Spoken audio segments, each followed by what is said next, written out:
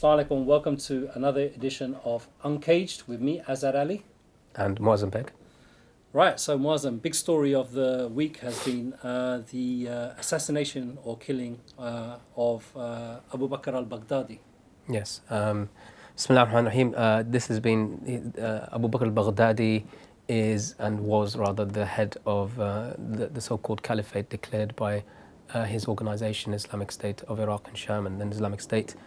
And this is like the final stage in the quote-unquote decapitation of the organization. This is Trump trying to get his kind of Obama moment when he killed Osama bin Laden, and doing that is almost exactly the same thing, which was to say we've killed him, we videotaped it live when it was happening, and then we used some kind of Islamic method of buried him at sea, which is really odd. But nonetheless, this is he went on. Trump started to use terminology which I think many people would have found very uncomfortable to say that he was whimpering. Just before we go into that terminology, actually, just for our viewers and everything else, I think it'd be good to just remind people, okay, what is going on in Syria, what has been going on. It's been, over 8 years, actually, of the civil war. A lot of people, especially youngsters that are perhaps watching this or have heard about Syria, their probably history would probably just start from, okay, there's something going on with the government and ISIS is involved and everything else. There's a lot of propaganda. Tell our viewers, Maz, well, one of the most important things is that we've got to go back to the beginning of the war on terror, the invasion of Afghanistan, 9/11, and so forth by the United States of America, and the invasion of Iraq as a result of tortured information that they gleaned from and took from false testimony of people they were torturing as a result of the invasion of Afghanistan. Then they went in, based on those justifications from those false testimonies, that there were weapons of mass destruction in Iraq, that Al-Qaeda existed in Iraq, both of which were untrue, and that occupation and decimation of Iraq, and the imprisonment of leaders of the Ba'athist movement who were in charge of the country under Saddam Hussein, and people who'd come from an Al-Qaeda ideological background, meeting in the prisons like of Abu Ghraib and Camp Booker. This is where actually ISIS started, in prisons following the invasion.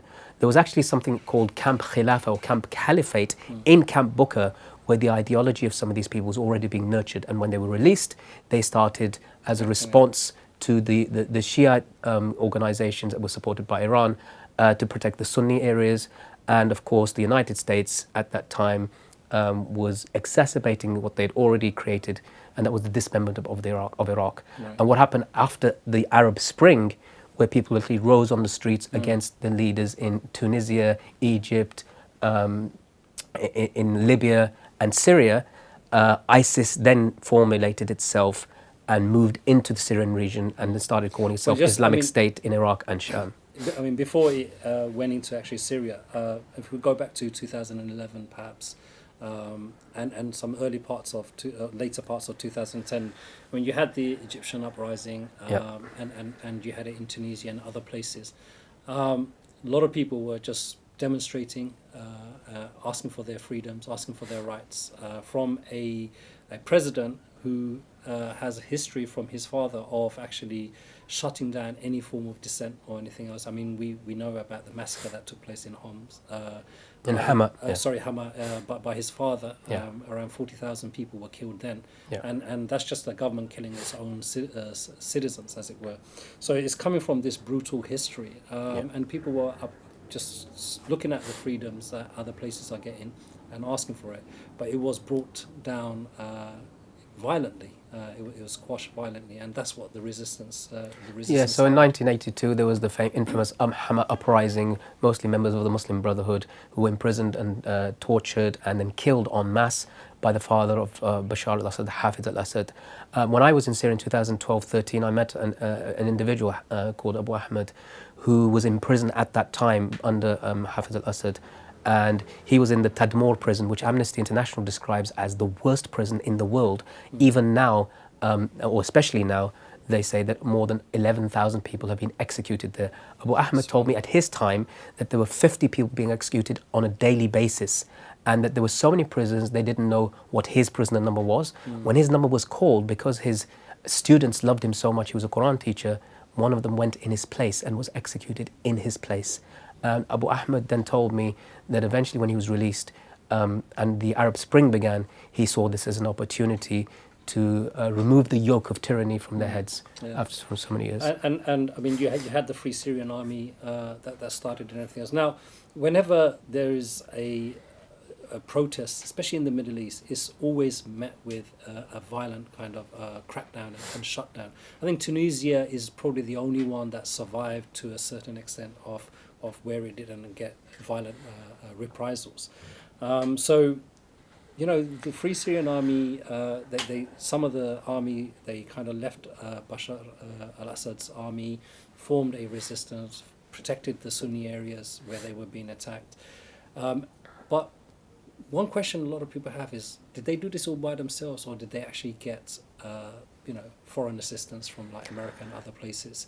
And is that not a problem? Well, one of the things, of course, we have to remember with any of these places that initially people were part of a peaceful protest, and those protests spread around. They initially sought reform, not bringing down the government. When the protesters were shot and killed, of which many, I met several of them afterwards, then they were forced into a position of defending themselves and raising arms.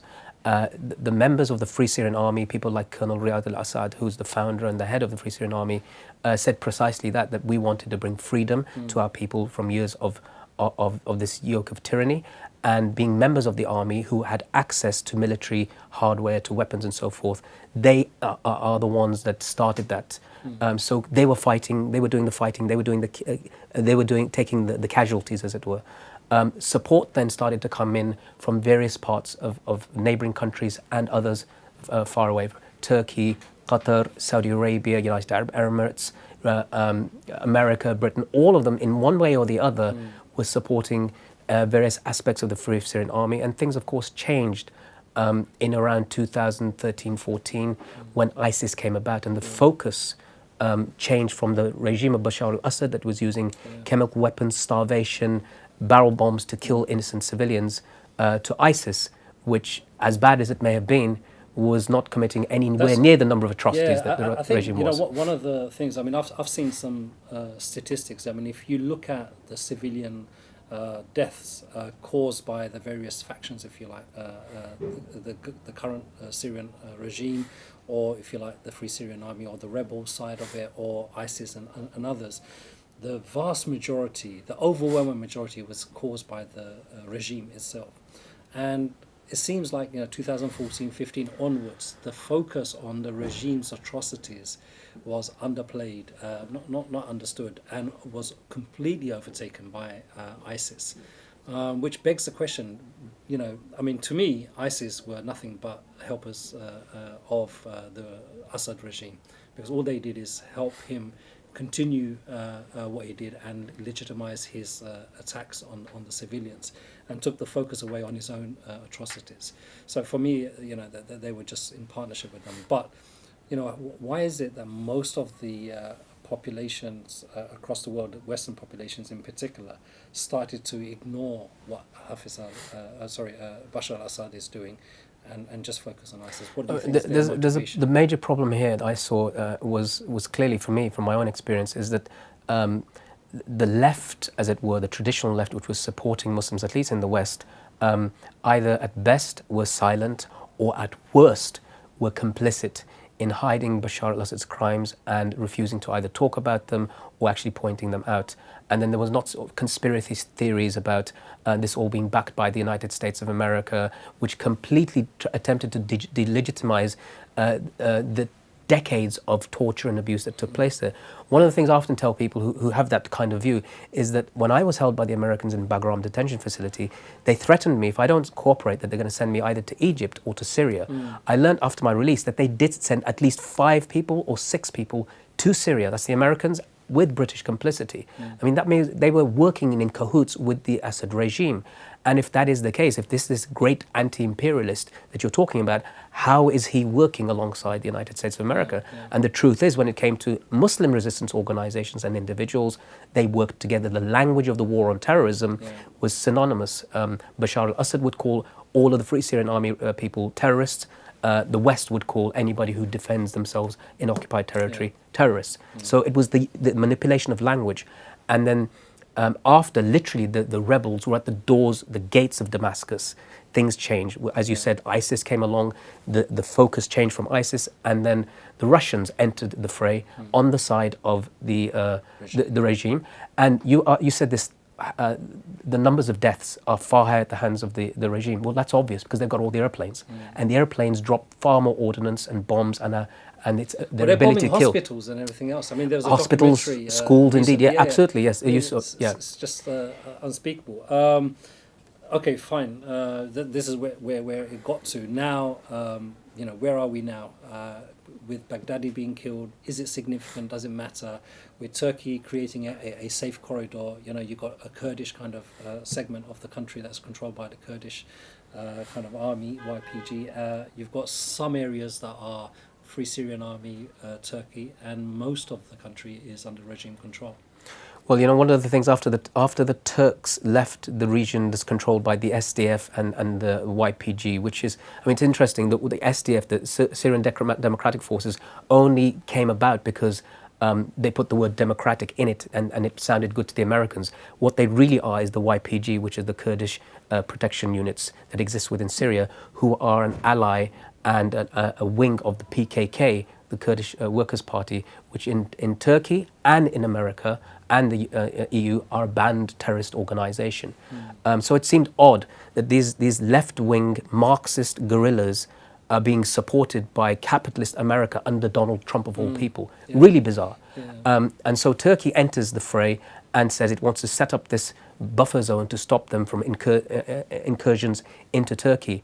And all hell breaks loose, and people are told that Turkey now is a violator, it is a human rights violator, etc. etc. And I'm not here to defend Turkey, but really it comes back to the thing that if that's what we're saying about Turkey, then what about the Assad regime that has killed close to 1 million people, maimed, displaced, used starvation, and committed what I would say the biggest genocide in our history, in our recent history. I mean, in terms of focus for the Muslim community on the Syrian issue, where should our focus be? What should we really be mindful of, and how can we ensure that the Syrians who are still suffering and are still fighting for their freedoms and rights, what would help them? Well, recently, you mentioned there was a documentary that came on that was filmed by a sister. It was called For Sama.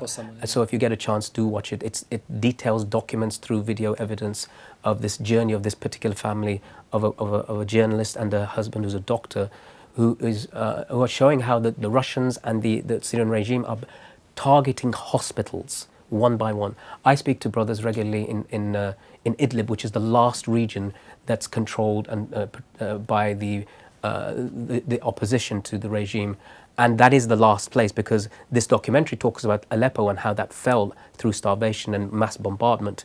Aleppo and Idlib is the last place. So what we need to do is to ensure that we place focus upon our governments and the governments in the local areas to have at least no-fly zones, because the airplanes cause the greatest amount of damage than anything else. That kills the most people, most children. They're indiscriminate. The second thing is that the aid effort needs to continue from Britain. The people in Syria, they have been are proud of the British Muslim community's response throughout the years of sending ambulances, doctors, buildings, hospitals and schools, even fire trucks and rubbish trucks from Britain are on the streets there. So that aid effort needs to continue despite the pouncing down on Muslim charities that have been operating in the area. And finally, and most importantly, in my view, that we have to sincerely make dua, ask our masajid and our leaders and imams and so forth to not forget them simply because it's unpalatable to talk about Syria today. Yeah, no, definitely. And I think just a couple of things. We definitely should be witnesses to what's going on and have the courage to actually speak up, and not be taken in by the propaganda. Yes, ISIS and everything else, they were there, but they were just a distraction from the main oppression that is taking place there. So, like Mazen says, keep dua, and hopefully you enjoyed another episode of Uncaged. See you in a couple of weeks. Assalamu alaikum.